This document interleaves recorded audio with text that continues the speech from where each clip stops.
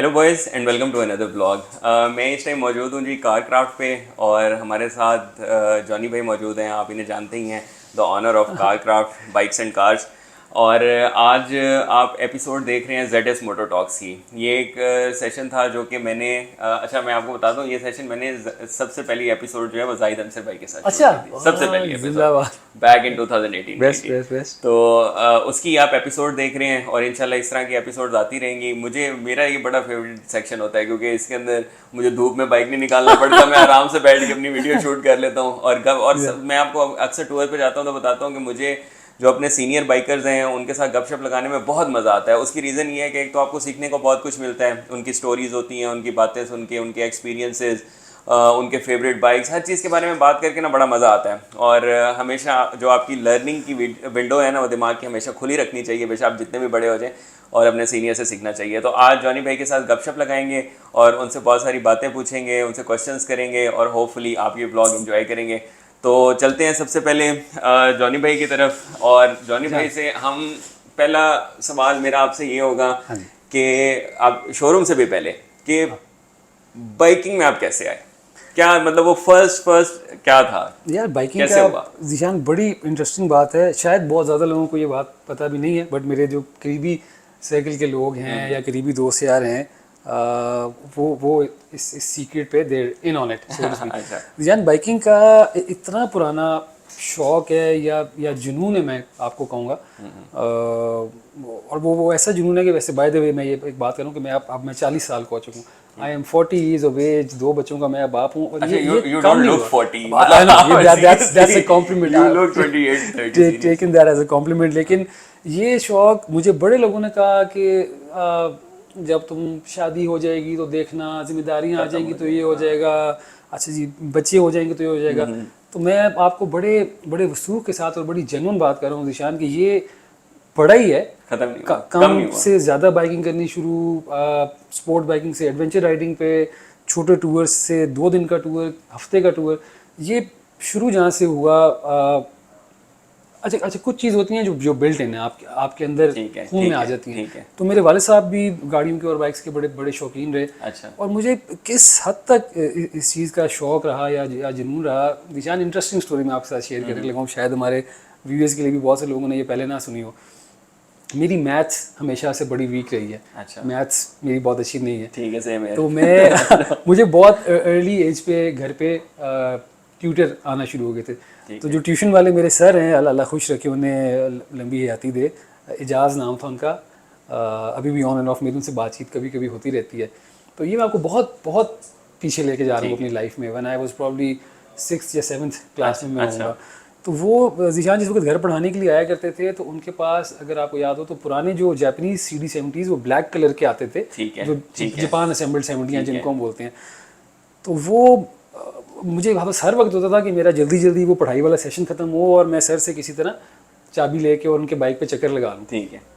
तो जो जहाँ पे हम लोग रहते थे उधर वो जितनी को नॉर्मल रोड्स थी उनके ऊपर जितना को बाइक भगाया जा सकता था, तो वो मैं थोड़ा सा करता इस तरह था कि मैं उनको ये पुराने दौर की आपको बात करूँ, वो कॉर्डलेस फ़ोन मैं उनके हवाले कर देता था। जो हमारे घर में एक टेलीफोन था कि सर आप बैठ के कोई 3 4 5 कॉलेज वाले करें और मुझे आप दें बाइक की चाबी। तो ये हम लोगों ने एक थोड़ी सी डील की हुई थी कि जी वो बैठ के कोई 10-15 मिनट 20 मिनट फ़ोन उनके हवाले कर दिया जाता था और मैं उनसे बाइक की चाबी लेके, तो जितना को वो 15-20 मिनट में बाइक चला सकता था मैं बाइक चलाया करता था।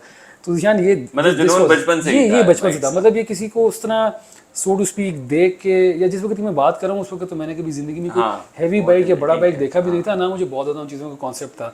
तो मोटरसाइकिल मतलब वो 2 टायरों वाली जो चीज़ थी, whether that be a bicycle और अ मोटरसाइकिल, वो उसको शुरू से चलाने का इतना जुनून था, इतना शौक था। और आप पिंडी में रह रहे थे? जी मैं पिंडी में रह रहा। तो ये फ्रॉम द गेट गो जिस तरह हम लोग कहते हैं कि ये शुरू से रहा है। और आज तक मैं आपको बता रहा हूँ, मैंने आपको अपनी एज भी डिस्क्लोज की, वो आज तक ख़त्म नहीं हुआ।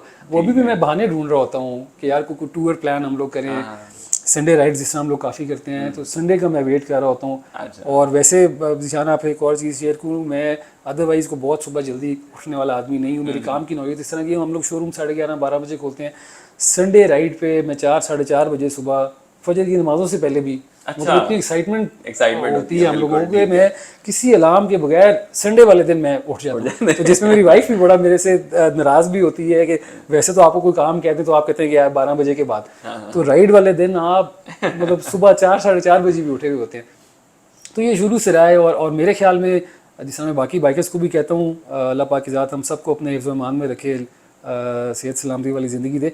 ये शौक़ अगर आपको जेन्युइनली है, अगर आप पैशनेट हैं, तो ये कब्र में आपके साथ जाएगा, ये उससे पहले ख़त्म नहीं हो सकता। आपकी कैटेगरीज चेंज हो सकती फॉर्म हैं, चेंज हो जाएंगी बिल्कुल। आप स्पोर्ट्स से स्ट्रीट पे चले जाएंगे, स्ट्रीट से क्रूजिंग पे या एडवेंचर राइडिंग पे चले जाएंगे, लेकिन ये ख़त्म नहीं हो सकता। It's never ending passion. अच्छा जॉनी भाई, ये आपने मुझे बताई अपनी कि ये शौक बचपन से ही था। What about your first bike, वो बाइक जो आपने अपने पैसों से खरीदा? जी, जो the very first bike that I bought was a Kawasaki Z440। ये मेरी ज़िंदगी का Z440 पहला बाइक था। बहुत कम लोगों ने ये वाला बाइक पाकिस्तान में देखा होगा। ये पुराना मॉडल था, मेरा ख्याल है कोई 88-89 मॉडल। और ये जीशान वो बाइक्स थे जो हमारे पास आर्मी के यूज़ में होते थे। फिर आर्मी जब उनको यूज़ कर लेती थी तो they would auction the bikes of, अपनी गाड़ियों की और बाइकों की वो लॉट्स बना के ऑक्शन कर देते थे। फिर हम जैसे शौकीन कम पैसों वाले जाके वो 17-18 हज़ार रुपये का, 20,000 रुपये का बाइक लिया, ऑक्शन में से लिया, और फिर उसको आपने सारा रीडू कर लिया, क्योंकि वो इस तरह लाखों में तो उस वक्त बातें गई भी नहीं हुई थी, और इतनी बड़ी मार्केट भी नहीं थी बाइक्स की तब। तो the very first bike that I bought was in, मुझे अच्छी तरह याद है कि मैंने मैट्रिक के इम्तिहान दिए थे, मुझे एग्जैक्ट अनफॉर्चुनेटली साल अब नहीं याद, but this was way back, मैं आपको शायद 20-25 साल पुरानी कम से कम बात कर रहा हूँ। तो वो जो पहला बाइक मैंने लिया वो कावासाकी 440 था, और वो क्योंकि आर्मी ऑक्शन का बाइक और फिर लोकल मैकेनिकों का तैयार हुआ हुआ बाइक था। दिशान, मैंने अपनी ज़िंदगी में किसी चीज़ को इतने धक्के नहीं लगाए जितने मैंने उस बाइक को लगाए। वो कभी उसकी बैटरी ख़राब हो जानी, कभी उसका रेक्टिफायर उड़ जाना, तो because it was a bike जिसको कैनिबलाइज करके 2-3 बाइकों के पार्ट लगा के फिर उनको पूरा पारा किया जाता था। तो वो, लेकिन वही जिस तरह हम लोगों ने जहाँ से बात शुरू की थी कि वो इस हद तक जुनून था बाइक चलाने का, कि जो मेरे घर में जो इस वक्त हमारे पास खानसामा था, जो काम वाला भाई, तो वो उसको मैं कुछ छोटे मोटे पैसे भी दे के, क्योंकि वो बड़ा बाइक था, वजन ज़्यादा था, तो उसको धक्का भी काफ़ी लंबा लगाना पड़ता था। तो वो धक्के लगा के भी मैं स्टार्ट करता था कि यार जितनी देर वो स्टार्ट रह गया, क्योंकि वो दोबारा एक दफ़ा बंद हुआ तो स्टार्ट नहीं होता था, because of the problems with the batteries और द रेक्टिफायर। तो पहला बाइक मेरा was a Kawasaki Z440, which was a street bike. और वो अगर आप गूगल करेंगे तो आई एम श्योर की पुरानी तस्वीरें तो उसकी निकल आएंगी, लेकिन अब तो वो मरखब गए हैं, पाकिस्तान में वो बाइक नजर नहीं आता। तो कितना अरसा रखा वो बाइक आपने? जी, मेरा ख्याल है मैंने वो तकरीबन 1.5 साल रखा। 1.5 साल में चला तो वो तकरीबन 3-4 महीने, बाकी वो मैकेनिकों के मैं चक्कर लगाता रहा। लेकिन यार इसमें एक चीज़ जो हुई, जो मैं अब भी जो यंग हमारे अपकमिंग बाइकर्स उनको कहता हूँ, कि पुराना मोटरसाइकिल आपको काफ़ी हद तक बाइकर बना देता है, कि वो आपको जो उसके साथ अटैचमेंट हो जाती है ना, या जो चीज़ें आप समझना शुरू हो जाती हैं उसकी मैकेनिक्स के बारे में, the electronics that you get to learn. Obviously जब बाइक ख़राब होता है तो आप थोड़ा बहुत यू लुक इनटू दैट कि यार ये क्यों ख़राब हुआ, तो वो आपको पुरानी चीज़ सिखाती भी बहुत है। वेयर एज कि आप कोई ब्रांड न्यू बाइक मिसाल के तौर पे अगर आप लें और आप सेल्फ मारे और आप चलाते जा रहे हैं, तो वो ऑब्वियसली उस तरह ख़राब नहीं होते, और अच्छी बात है, होनी चाहिए भी नहीं है। लेकिन पुरानी बाइकों में सिर्फ एक चीज़ जो मुझे ठीक लगी, या जिसने मुझे थोड़ा सा ग्रूम भी किया in becoming a better biker, कि मुझे वो मशीन के बारे में, उसकी मैकेनिक्स भी समझ आना शुरू हो गई। यार ये इंजन चलता किस तरह है, ये ख़राब हो जाए, क्रैंक उड़ जाए, रेक्टिफायर का क्या हिसाब है। तो वो मैं आजकल अनफॉर्चुनेटली जो बहुत से नए बाइकर्स हैं उनमें देखता हूँ कि वो बिल्कुल मैंने उनका नाम रखा है, पायलट नाम रखा है, पायलटिंग है कि जी जहाज आपके लिए सेट खड़ा है, कैप्टन के ऊपर आप आए और बस उड़ा दें। तो वो थोड़ा बहुत मैं कहता हूँ कि आपको चीज़ के बारे में पता होना चाहिए। तो दीज ओल्डर बाइक्स इन्होंने काफ़ी मुझे हेल्प की इस चीज़ को समझने में, अंडरस्टैंड करने में भी। ठीक है, मैं इंसान की ज़िंदगी के अंदर मेरे ख्याल में कोई एक बाइक ऐसा होता है जो जब वो उस बाइक के बारे में सोचता है तो बैकग्राउंड के अंदर वो गाना चलता है, हर जुल्म तेरा याद है बोला। बिल्कुल, एक बाइक ऐसा जरूर होता है, किसी भी बाइकर से मैं पूछता हूँ, कहता है यार वो उस बाइक ने मुझे बहुत जलील किया। ये आप समझे कि आप बस ये गाना बिल्कुल मेरे उस कावासाकी Z440 के ऊपर तो बैठता था, क्योंकि मैंने जैसे आपको कहा कि बहुत धक्के लगवाए और चलाया मैंने कम, ठीक उसको ज़्यादा कराया। अच्छा, तो यू आर एब्सोल्युटली राइट। मैंने ये, क्योंकि हमारा जो इंटरेक्शन रहा है काफ़ी अरसे से, वो हमारा सोशल मीडिया के थ्रू रहा है, हम मिल नहीं सके एक दूसरे से, तो मगर हम सोशल मीडिया के ऊपर मैं आप लोगों को भी देखता था, आप लोगों के फेलो बाइकर्स को भी, आप लोग काफ़ी मरी के भी ट्रिप्स करते थे। फिर उसके बाद मैंने देखा कि आप आहिस्ता आहिस्ता टूर बाइक्स की तरफ आए, और टूर बाइक्स के ऊपर आपने, तो एक तो मुझे ये बताइएगा कि टूर बाइक्स के ऊपर आपने चेंज किया तो आपका डिफरेंस ऑफ कोर्स आपने फील किया होगा, वो डिफरेंस कितना मतलब अच्छा था या कितना डिफरेंट था वो मुझे बताइएगा। और बाइकिंग से क्योंकि आपने टूर्स किए हैं, बाहर भी आप करते रहे, यहाँ पे भी करते रहे, मुझे अपनी लाइफ का कोई एक मेमोरेबल वाकया बताएं जो आपको आज तक याद हो, या जो आप दोस्तों के साथ बैठते हो तो वो वाकया जरूर सोचते होंगे यार वो एक हम टूर पे गए थे तो हमारे साथ ये हुआ था। जीशान, बाइकिंग के तो आप यकीन करें कि इतने वाक़यात हैं। और मैं आपको बताऊं कि जो जो मेरी ज़िंदगी में as far as I am concern जो जो रंग है या जो थोड़ी कलरफुल लाइफ नज़र आती है, that's only because of biking. अगर आप बाइकिंग माइनस कर रहे हैं तो अदरवाइज बड़ी बोरिंग सी लाइफ हो जाएगी, कोई मोनोटनी है, आप रोज़ काम पे आ रहे हैं, घर जा रहे हैं। तो बाइकिंग की वजह से थोड़ा सा आपको ब्रेक मिलना शुरू हो गया, जैसे संडे राइड्स होगी या जिस तरह लंबी टूरिंग की आप बात करें हम लोगों ने स्टार्ट कर दी। तो बाइकिंग के तो बेच बहाव आके आते हैं। मैं वैसे आपको एक अपना बताता हूँ कि जो हमारा होता है और हर इंसान में किसी हद तक ये बात होती है कि आप कुछ काम बहुत अरसे तक कर लें तो आप नेचुरली अपने आप को उसमें बहुत बड़ा मास्टर समझना शुरू हो जाते हैं कि जी बाइकिंग और जी मसला ही कोई नहीं, मैं तो ये भी कर लूँगा, मैं तो वो भी कर लूँगा। तो ये एक हमारा बड़ा जो इंटरेस्टिंग ट्रिप रहा, one of the memorable rides that we have done on adventure bikes. वो हम लोगों ने ट्रिप प्लान किया सियाचिन का। और सियाचिन एक ऐसा हमारे मुल्क का इलाका है जो वैसे सबको पता है कि जी वहाँ पे हमारी इंडिया के साथ कॉन्फ्लिक्ट चल रहा है, डिस्प्यूटेड टेरिटरी है और बड़े अरसे से हमारी दोनों फौजें आमने सामने हैं। लेकिन बहुत कम लोग हैं कि जो इस एरिया में गए हुए हैं। बिल्कुल, मैंने तो नहीं सुना। हाँ, let alone on a bike. तो नॉर्मल हम लोग टूर शूअर्स मरी नॉर्थ वगैरह तो आप सुनते रहते होंगे। तो ये किस तरह की जगह का हम लोगों का प्लान बना, सारे इसी हम लोग 4-5 लड़के बैठे हुए थे कि यार कोई डिफरेंट जगह एक्सप्लोर की जाए। तो वो थैंक्स टू पाकिस्तान आर्मी, जब हम लोगों ने उनको रिक्वेस्ट की तो सबसे पहले तो उन्होंने कहा कि यार ये बहुत ऑफ लिमिट जगह है, इस तरह यहाँ पे हम अलाउड नहीं कर सकते लोगों को जाना, तो लेकिन आप लोग क्यों जाना चाह रहे हैं। तो वो हम लोगों ने उनको भी कहा कि जी हम लोग देखना चाह रहे हैं कि जितना अरसा हम लोग बचपन से ले के इतनी एज में हम लोग चले गए और आज तक सियाचिन का एक नाम सुनते आए। और मेरा ख्याल है हर पाकिस्तानी है जिसने सियाचिन का नाम जरूर सुना, पता है कि जी एक जगह है जहाँ specially from alpha Bravo Charlie, तो डिफरेंट रेफरेंसेस हमें हमेशा अपनी लाइफ में मिलते रहे। तो हम लोगों ने कहा जी कि हम लोग खुद भी देखना चाह रहे हैं, then we want to come back and tell people कि यार इस तरह हमारी आर्मी कितने सैक्रिफाइसेस कर रही है और किस किस जगह पे जाके बैठ के वो हमारी हिफाजत के लिए अपनी जान जोखों में डाल देते हैं। तो वो हमारा आर्मी से कोऑर्डिनेशन अल्हम्दुलिल्लाह अच्छा हो गया and we planned our trip. तो ये हम लोग 11 सेक्टर में गए। नीचे जो उनका गैरिजन है वो गोमा एक जगह है, गोमा गैरिजन है और गैरिजन से ऊपर तकरीबन I think if I am not mistaken 7 या 8 किलोमीटर ऊपर ग्यारी जो सेक्टर बनता है।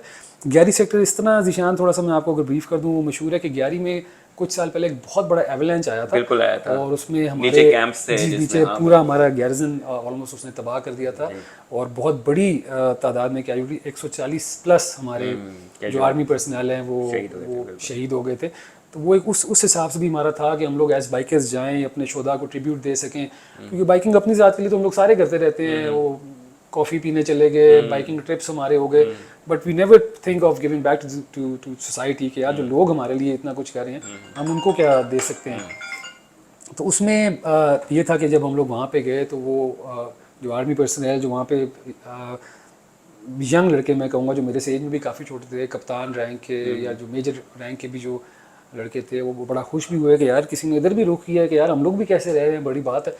तो बड़ा अच्छा वहाँ पे एक्सपीरियंस रहा। जो ज़ीशान बड़ी मेमोरेबल राइड ये हमारी किस वजह से बनी कि जब हम लोग नीचे गोमा गैरिजन में पहुँचे तो उन्होंने कहा जी कि ग्यारी यहाँ से सिर्फ 7 या 8 किलोमीटर है। तो हम लोग सारे जितने हम लोग तुरम खान कहूँगा 7-8 किलोमीटर ये तो बस हम पहुँच गए हैं। ज़ीशान वो 7-8 किलोमीटर की ऑफ रोड जो राइडिंग थी वो मेरी ज़िंदगी की मुश्किल तरीन आप समझे कि वो ऑफ रोड राइड रही। अच्छा। वो 7-8 किलोमीटर हम लोग तकरीबन 2.5-3 घंटे में भी प्रॉपर तरीके से नहीं कर पाए। अच्छा। और कोई एक बाइकर ऐसा नहीं था जो ना गिरा हो, जिसको अच्छा। छोटी मोटी टिप ओवर ना हुई हो। गिरने से मुराद है कि वो तो बड़ा हमें 0 या 10 की स्पीड पर बाइकें चल रही थी, लेकिन वो ट्रैक इतना मुश्किल था और क्योंकि वो रोड बहुत ज़्यादा ट्रैवल नहीं उस पर किया जाता, तो वो लूज ग्रेवल या जो बड़ा पत्थर उसके ऊपर पड़ा हुआ था। तो वो आप इस तरह समझे कि मैं जैसे आपको पहाड़ पे ले जाके मोटरसाइकिल दे दूँ कि यार ये आप पहाड़ पे बाइक चलाओ। तो वो शुरू में थोड़ा सा हमें वो जो आर्मी के हमारे दोस्त यार थे उन्होंने कहा भी कि जी ये काफ़ी मुश्किल ऑफ रोड ट्रैक है, तो इसमें तो हमारी जो जीप्स भी स्पेशल 2-3 जीपें हैं जिसमें हम ऊपर जाते हैं, अदरवाइज हमारी हेलीकॉप्टर पे सोटीज होती हैं। अच्छा। हेलीकॉप्टर से हम लोग चीज़ें आगे पोस्टों तक भिजवाते हैं, तो आप मोटरसाइकिलों पे किधर। तो तो वही जिस तरह मैंने आपको कहा कि हम लोग वो उस वक्त बड़ा चैंपियन इंसान अपने आप को समझता है, जी मसला ही कोई नहीं, हमने तो ये भी किया है, हमने तो वो भी किया है। तो ज़ीशान वो एक ऐसा ट्रिप है, मैं नाम तो नहीं लूँगा, कि कुछ हमारे लड़के आधे रास्ते में से 2.5-3 किलोमीटर के बाद उन्होंने कहा कि यार हमने वापस जाना है। अच्छा। और कुछ बीच में से 2-3 दोस्त हमारे ऐसे थे कि जिनको ज़ीशान ने अपनी आंखों से आंसुओं से रोते हुए देखा। अच्छा। कि that was such a tough track कि ना आगे जाने जोगे ना पीछे आने जोगे। तो वो एक उस वक्त तो ऐसा मुश्किल और एक कठिन ट्रैक था कि जो हम लोगों ने बड़ी मुश्किलों से किया, बहरहाल कर लिया। और जब हम लोग ऊपर पहुंचे तो वो उन्होंने शोधा का जो एक मेमोरियल बनाया हुआ है वहाँ पे उन्होंने दुआ भी की, तस्वीरें वगैरह खींची। आर्मी वालों ने हमें ब्रीफ किया कि यहाँ पे किस तरह ये सारा एवलांच वाला हादसा वाक़या हुआ था।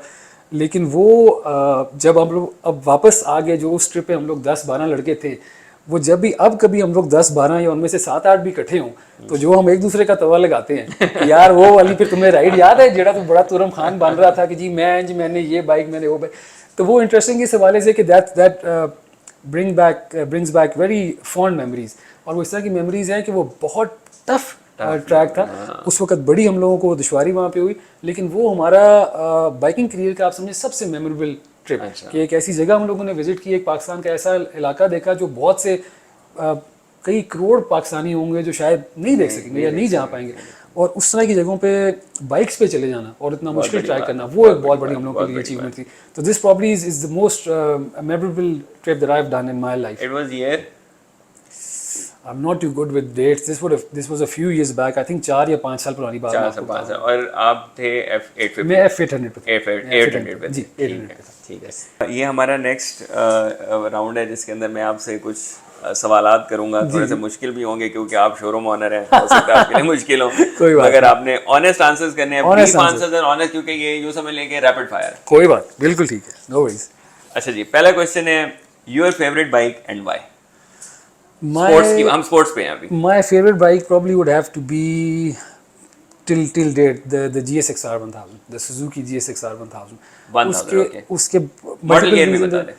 मुझे honestly speaking 2005 से मैंने जिक्सर चलाने शुरू किए थे, जो कि बहुत ही रॉ बाइक था, जिसमें कोई ट्रैक्शन कंट्रोल नहीं, नथिंग, कोई राइडर एड नहीं। और लेकिन उस पर्टिकुलर बाइक ने, क्योंकि वो थोड़ा सा मुश्किल था चलाने में, मेरे स्किल सेट बहुत पॉलिश किए। तो वो वहाँ से लेके मैंने जिक्सर जितने भी अभी तक चलाए हैं, 2009 से 17 तक तो आपको पता है एक ही शेप आई, छोटे मोटे माइनर चेंजेस आते रहे, otherwise in essence it was the same bike.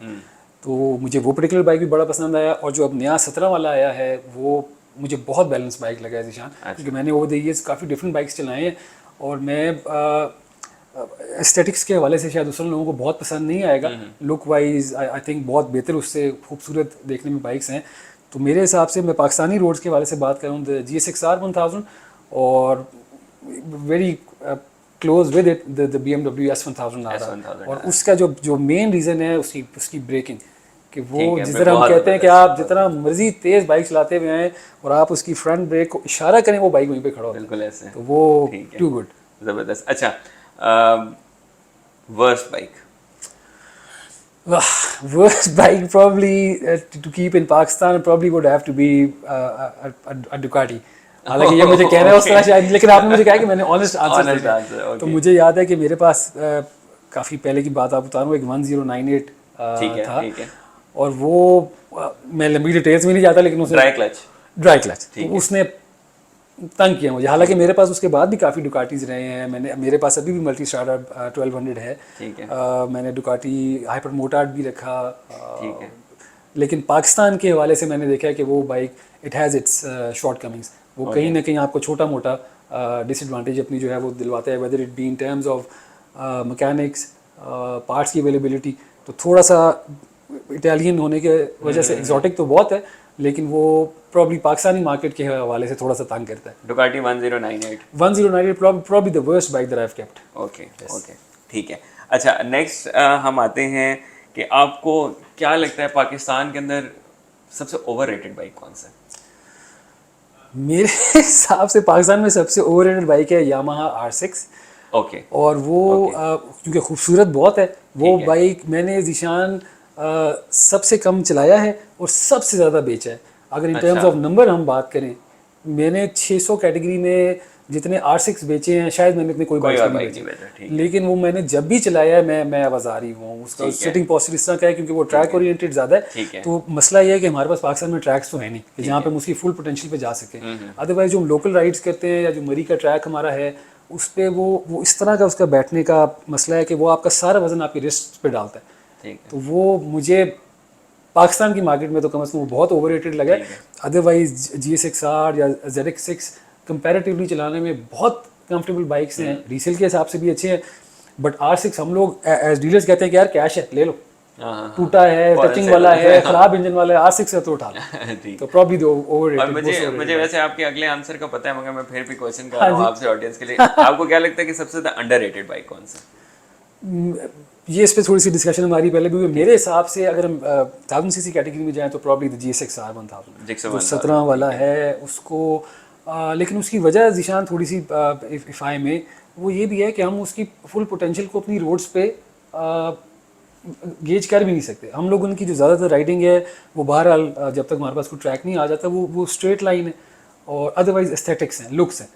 तो स्ट्रेट लाइन में तो मोर और लेस सारे 1000cc बाइक जो हैं वो आपको मतलब मेरे ख्याल में 10 सेकंड्स का डिफरेंस आएगा अगर आप परफॉर्मेंस वाइज बात करें। तो ज़्यादातर जो हमारे पाकिस्तान में जो सेल के वाले से बात होती है वो ज़्यादातर लोग लुक्स पे और कलर्स पे जाते हैं। तो मुझे काफ़ी फ़ोन इस तरह के आते हैं कि जी काले रंग का मोटरसाइकिल चाहिए। मैंने कहा काले रंग का मोटरसाइकिल क्या होता है? लाल रंग का जी बाइक चाहिए। तो मैं फिर अक्सर लोगों से पूछता हूँ कि यार आप मुझे बाइक बताएं, लाल रंग का बाइक है। तो हमारा जीशान थोड़ा सा जो रादर अनफॉर्चुनेट सीन है कि मैं थोड़ा सा पहले नेट पे भी देख रहा था कि अगले साल MotoGP जो है वो इंडिया में भी होगी, जो उनका बुध इंटरनेशनल सर्किट है उत्तर प्रदेश में। हमारे जो बिल्कुल नेबर्स हैं जो हमारे से बाहर वाले एक दिन बाद आज़ाद हुए थे वो मोटर स्पोर्ट्स में हमसे बहुत आगे निकल गए। और हम लोग अभी तक रंग के ऊपर और शक्ल के ऊपर बाइक चूज़ करते हैं और आवाज़ के ऊपर। तो अब हम अभी कई साल पीछे हैं बाकी दुनिया से। ठीक। अब ये लास्ट 2 क्वेश्चंस हैं और ये थोड़े से ट्रिकी भी हैं। कोई बात नहीं। 3 बाइक्स के नाम मैं लूंगा आपके सामने, ठीक है? आपने चूज करना है, you have to buy one and keep it for life, right? ठीक है। नंबर 2 होगा जो कि आप रेंट आउट करेंगे, ठीक है, ठीक है, कुछ देर चलाने। और तीसरा जो आप स्क्रैप कर देंगे, राइट? ठीक है, ओके। मैं अब 3 नाम लेने लगा। Okay. Number 1 is CBR 1000 RR-R, the new one, 2022। Number 2 is BMW S1000 और BMW M1000 RR, राइट? ठीक है। और नंबर 3 इज Yamaha R1M।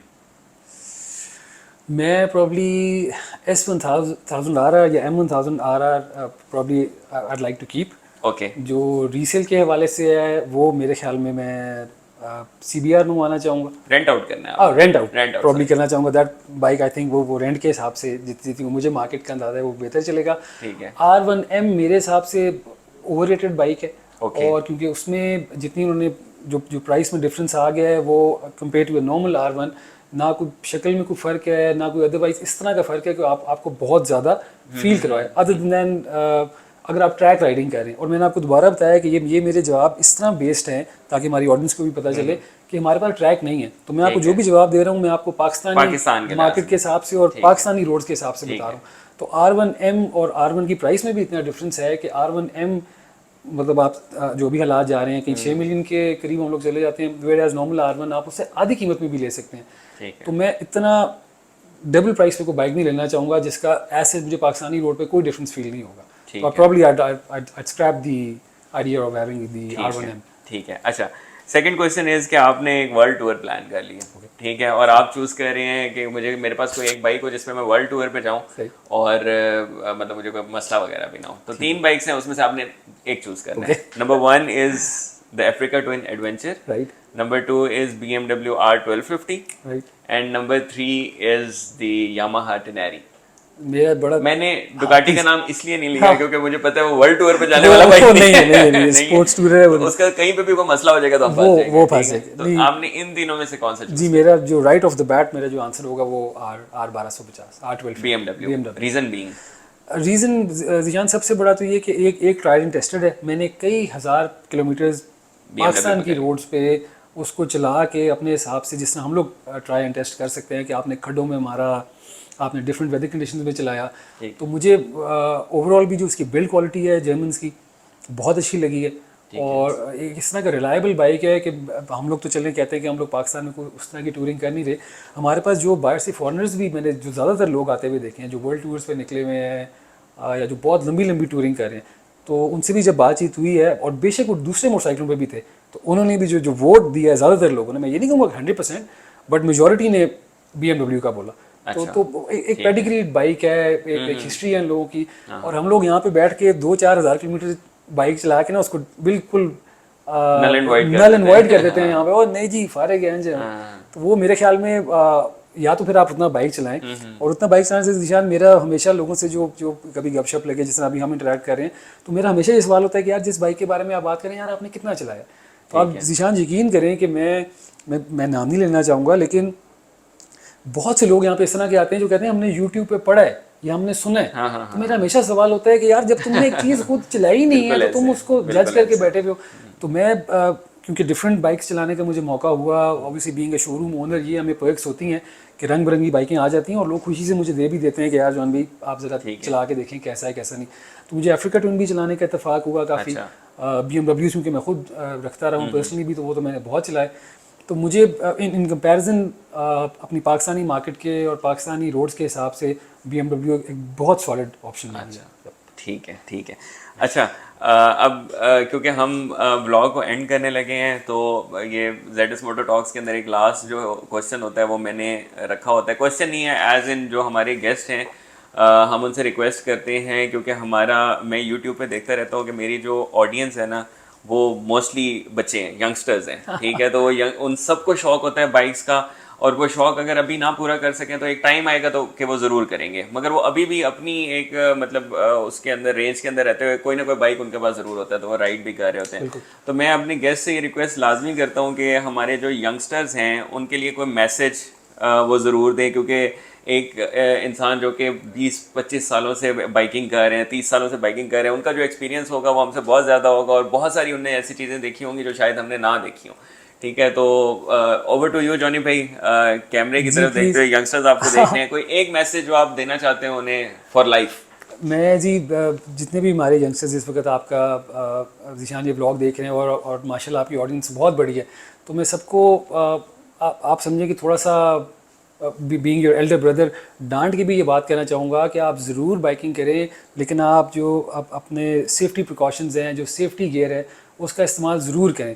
मैं आज तक 15-16 साल इस फील्ड में मुझे हो गए, और मुझे अभी भी होता है कि हम लोग इस चीज़ को बहुत लाइटली ले जाते हैं। हेलमेट्स की जहाँ पे बात आ जाए, वो जी देखेंगे, वो जी कर लेंगे, वो जी बस ठीक है जी, तो ये इसको इतना लाइटली हम लोग ना लें। हमारा ये बहुत अच्छी बड़ी मज़े की हमारी ये बाइकिंग की फील्ड है, बड़ी अच्छी वाइब्रेंट कम्युनिटी है, और इसमें जो मुझे एक चीज़ बहुत ऑड लगती है, जिसमें थोड़ा बाजार भी होता हूँ, वो जो हर साल हम लोग अब तो खैर नंबर काफ़ी बढ़ गया है डेथ्स का, तो मैं अपने यंगस्टर्स को ज़रूर ये कहना चाहूँगा कि आप बाइक लें, छोटे बाइक से आप स्टार्ट करना चाह रहे हैं आप लें, बेशक बड़े बाइक्स पे जाएं, बट जब भी आप बाइकिंग करें तो आप अपनी सेफ्टी का और दूसरों की सेफ्टी का ध्यान ज़रूर रखें।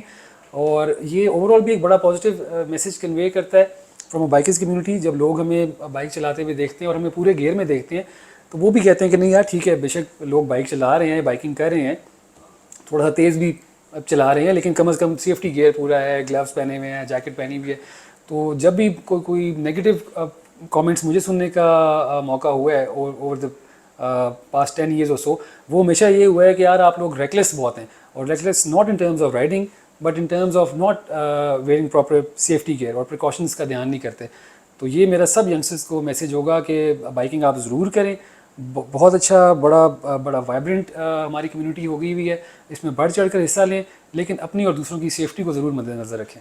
थैंक यू जी। ये था मैसेज जॉनी भाई की तरफ से, और यहाँ पे हम अपनी ZS मोटर टॉक्स की इस एपिसोड को ख़त्म करते हैं। मुझे बड़ा मज़ा आया जॉनी भाई से मिल के, उनकी बातें सुन के तो और ज़्यादा मज़ा आया। तो होपफुली आपको भी ये ब्लॉग पसंद आया होगा, और इस तरह के इंशाल्लाह पाकिस्तान के सीनियर बाइकर्स के साथ और बाइकिंग कम्युनिटी के लोगों के साथ इंशाल्लाह हम इस तरह की एपिसोड्स करते रहेंगे। Thank you so much once again आज का ब्लॉग देखने के लिए। इंशाल्लाह आपसे मुलाकात होगी अगले ब्लॉग में। अपना ख्याल रखिएगा। Bye bye.